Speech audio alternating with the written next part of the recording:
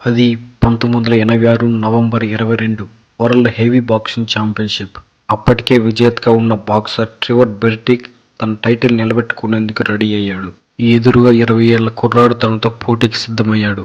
అప్పటికే ఆ కుర్రాడు వరుస విజయాలతో ఊపు మీద ఉన్నా సరే, ఒకప్పుడు మహమ్మద్ అలీనే ఓడించిన రికార్డు ఉన్న బెర్టిక్ గెలుపుపై ఎవరికీ డౌట్ లేదు. మొత్తం 12 రౌండ్ల పోరు. రెండో రౌండ్లో ఆ కొత్త బాక్సర్ విసిరిన ఒక పదునైన పంచుకు బెర్టిక్ కుప్పకూలాడు. అయితే లేచి నిలబడే ప్రయత్నం చేసి మళ్లీ పడిపోయాడు. ఒక్క దెబ్బకు బెర్టిక్ 3 సార్లు నేలకూలాడు. కొత్త కుర్రాడిని హెవీ వెయిట్ ఛాంపియన్గా ప్రకటించారు. అతని పేరే మైక్ టైసన్. అమ్మను నేను ఎప్పుడూ సంతోషంగా చూడలేదు. నేను ఆమె కోసం ఏమీ చేయలేకపోయాను.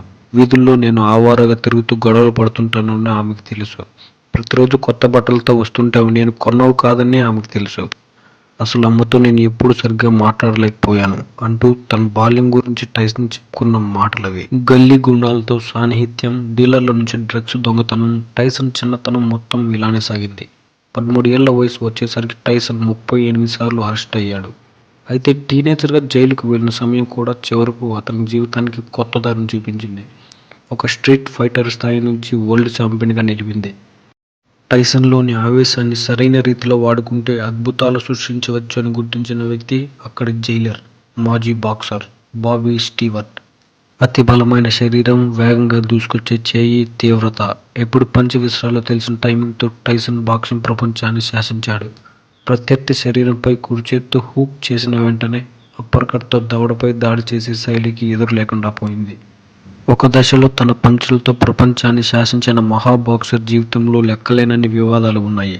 ఒక అమ్మాయిపై అత్యాచారం చేశాడని 6 ఏళ్ల జైలు శిక్ష వేయడంతో టైసన్ పతనం మొదలయ్యింది. అయితే శిక్ష తగ్గించుకొని 3 ఏళ్లకే బయటికి వచ్చిన టైసన్ పాత టైసన్ లాగా ప్రవర్తిస్తూ తన కెరీర్ని నాశనం చేసుకున్నాడు.